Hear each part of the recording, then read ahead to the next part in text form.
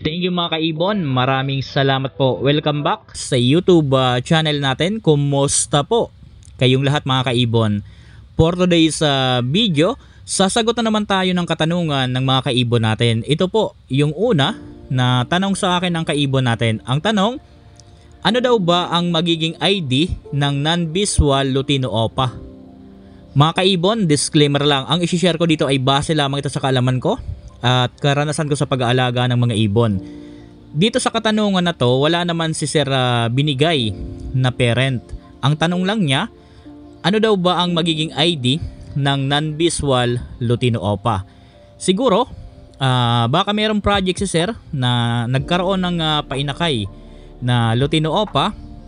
Tapos tinatanong siguro niya kung ano ang magiging ID ng mga kapatid na non-visual. Dahil walang binigay ditong parents sa atin, ngayon magbibigay po ako sa inyo ng mga parisan para po magkaroon kayo ng konting kaalaman at magkaroon din kayo ng idea kung ano ang magiging ID ng mga non-visual Lutino OPA. For example po mga kaibon, meron tayong parisan na back-to-back opaline split ino. Ngayon, nagkaroon po sila ng inakay na Lutino OPA. Doon sa mga kapatid ng Lutino OPA na non-visual Lutino OPA, yung kapatid na kulay itim ang mata, hindi po kulay pula, ang magiging ID po nun, opaline possible split ino. Magbibigay po ako ng isa na parisan na project din sa Lutino OPA. For example po, meron kayong parisan na Lutino opaline na kak, tapos ang kapares niya opaline split ino na hen. Ngayon po, nagkaroon ng inakay na Lutino OPA. Doon naman sa kapatid ng Lutino OPA na non-visual, ang magiging ID po noon, opaline split ino.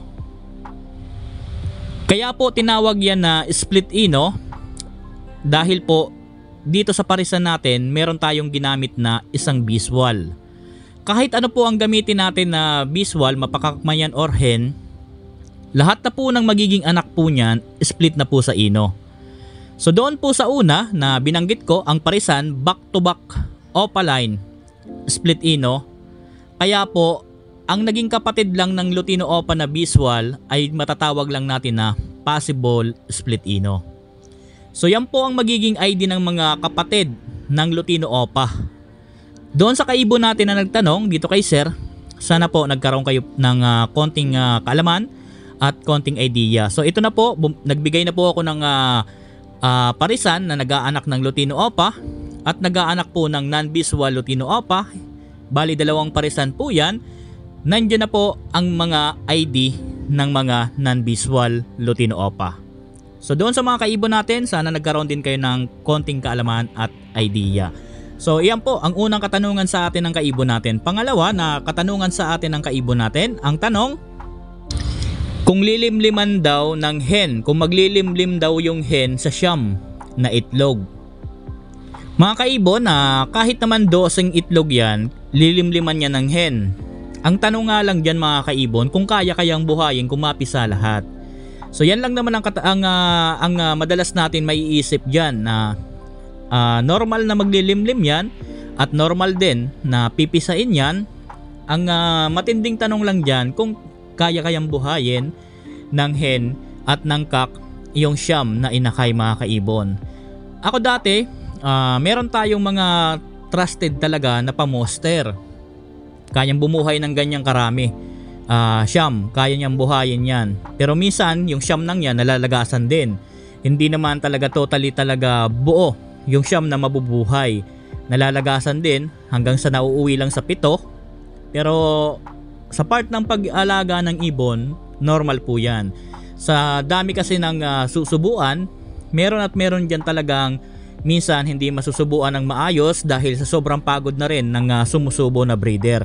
Pero kung ang breeder po natin talagang magaling, kaya po yan. Wala pong problema dyan. Basta suportahan lang natin ang tamang pagkain para doon sa mga magiging naging inakay po nila. Kayang-kaya po yan buhayin. Pero ang masasuggest ko lang, kung first time mong gagawin po yan, kaibon dyan sa pinaposteran mo, mas maganda kung meron mga kasabay yan, mas maganda iwatak-watak mo na. Paposter mo na din sa iba yung ibang itlog. Mas maganda kung yung 7 itlog nila, yun na lang ang ipabuhay mo sa kanila. Obserbahan mo muna kung kaya nilang buhayin yung 7 yon. Kapag nabuhay nilang lahat yung 7 yon, talagang pwede mo na yan dagdagan sa mga susunod kahit pa isa-isa para masanay na ganun karami yung binubuhay nila. Pero kung ngayon, first time nila for example, tapos bibiglayin mo ng siyam, siguro ko mapipisaman yan lahat, malalagasan at malalagasan. Kaya mas maganda, yung 7 muna yung ipabuhay mo sa kanila, yung sarili nilang itlog. Tapos yung iba, ikalat mo kung meron ka pang mga alaga dyan na meron ding itlog. Doon mo muna ilagay.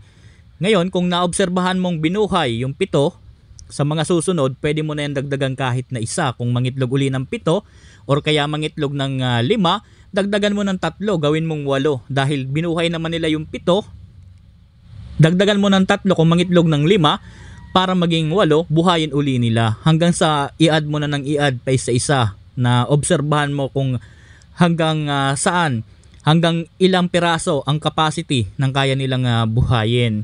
Dahil kapag siyam, first timer na puposteran, siguro ko mahihirapan yung kak sa kasusubo.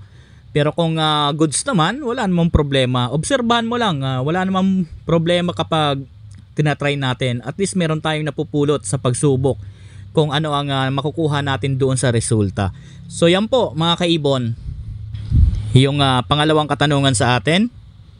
Ito po yung panghuli na katanungan. Kung pwede daw lagyan yung matured na albs ng singsing.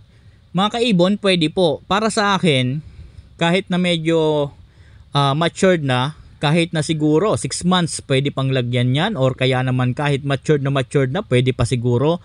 Basta 5 yung gagamitin po ninyo na singsing. Yan po, talagang pang albs na kahit na ilang buwan na yan, siguro kahit 1 year, basta kaya pang mahawakan at malagyan, pwede pa po yan. Meron ako mga naging past video na gumawa rin ako ng tutorial dyan sa paglagay ng singsing sa mga matured na albs mga kaibon. So doon sa kaibon natin na nagtanong kung pwede pang lagyan, pwede pa po yan lagyan.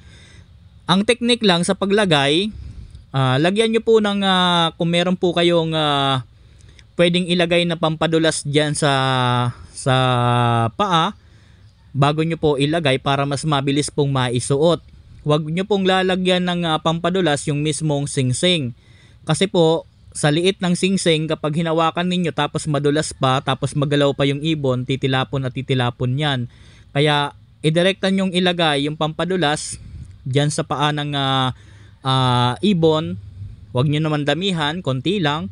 Sabay ipasok ninyo yung singsing para po masuot ng maayos, para hindi na matagalan, dahil madulas mabilis lang yan mailagay.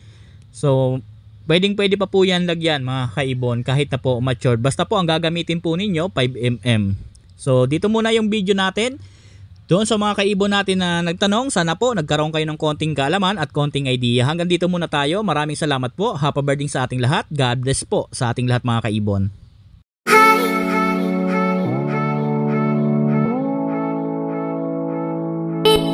Hi.